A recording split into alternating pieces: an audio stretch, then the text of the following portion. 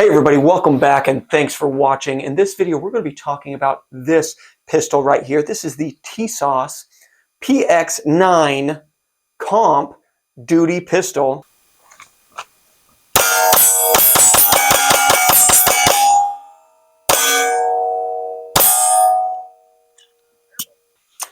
Now, this little guy caught my eye mainly because of the price.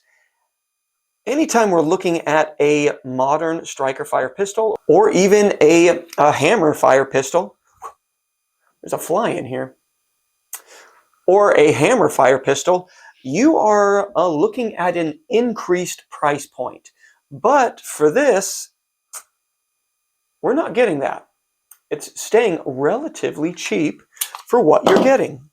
This is a 9mm pistol. It comes with a couple different barrel lengths. I got the shorter length. We do have a built-in drop safe trigger.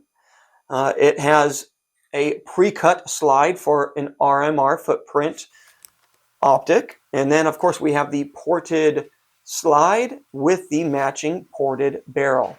We also have the option of having a extended magwell right here, so that you can take it on, take it off. There's one screw here, and then it just slides right off.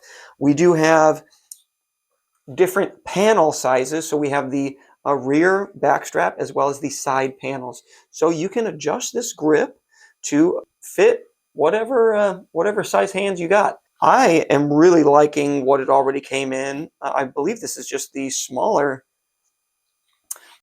panels and backstrap, and I'm feeling like that is really nice, especially for something that I may consider using as a concealed carry.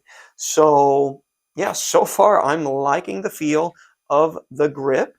Texturing is fairly nice. The shape, we do have some indexing grooves here for your fingers, and that all feels really nice. We have the 1913 rail on the bottom there. We even have some texturing right here on the pistol grip. So if you're somebody that likes to put your finger right on the front there, that is, oof, I almost had him. That is going to be something that is going to help make that a little bit more comfortable. And then we do have some lightning cuts taken out of the slide as well as on the barrel right here. Now, something else that I'd like to point out is we do have a round indicator right up on top, so it sticks up so you can either see it or feel it in low light. And then we do get to keep our iron sights, even though we are using a larger optic footprint. So the RMR is not going to be one of the smaller footprints. The RMSC is going to be one of your smaller ones. And a lot of times what you'll have happen is you'll get one of these, and then in order to use your optic, this rear iron sight has to come off. So we don't have to do that when we're working with this.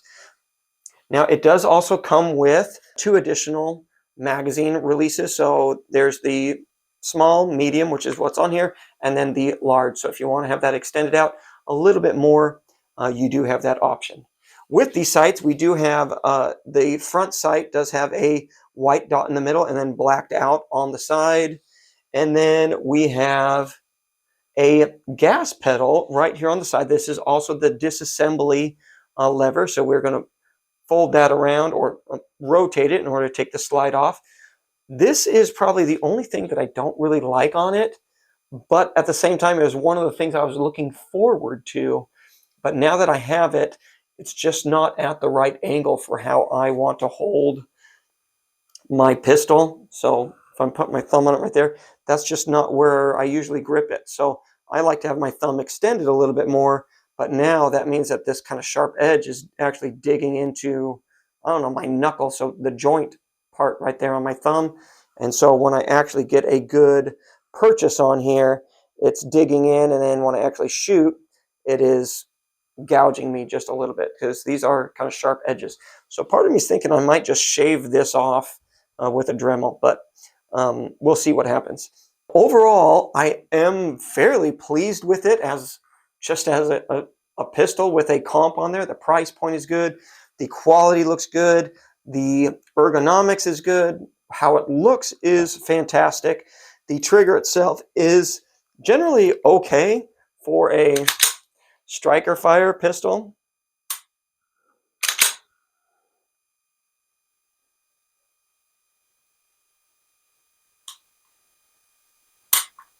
So not the best, but I mean, definitely not the worst. So now let's get into the box here. So it does come with a hard case, which is odd because sometimes some really expensive pistols, it'll come in like a cardboard case or a soft case. So I like that they actually included the hard case. So it comes with 2 magazines. It has one 18 round and then it has one extended one. So this one is 20 rounds. All right, so we have 2 magazines, and it looks like these are, they say, MGP 226. So I think these may be the P226 style magazines. So Mech Gear is the magazines that it comes with. It comes with a generic speed loader, trigger lock. Here are the additional back panels I was talking about, as well as the side panels right there. And then it does come with this nifty little holster. So basically it's just going to clamp onto the trigger guard and the Picatinny rail.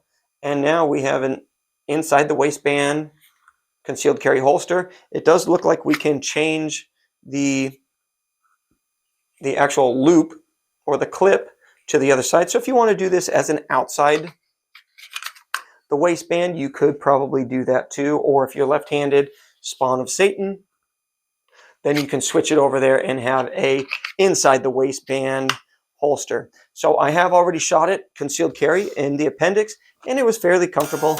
The only thing, again, that threw me off was just that gas pedal right there. So if that isn't a good position for you, then man, rock on. You are ready to go. It has a generic cleaning kit. I mean, does anybody even use those? I don't even know. And then underneath here, we do have some additional parts here. So you got a little Allen wrench along with the 2 additional magazine release buttons. And then we have, this is a optic spacer mount. So, I mean, I didn't need it for this one. I'm using the Gideon Omega. And then here you have your manual. All right, everybody, that's going to do it for this video. Thanks for watching. Don't forget to like, comment, and subscribe to the channel. And until next time, we'll see you later.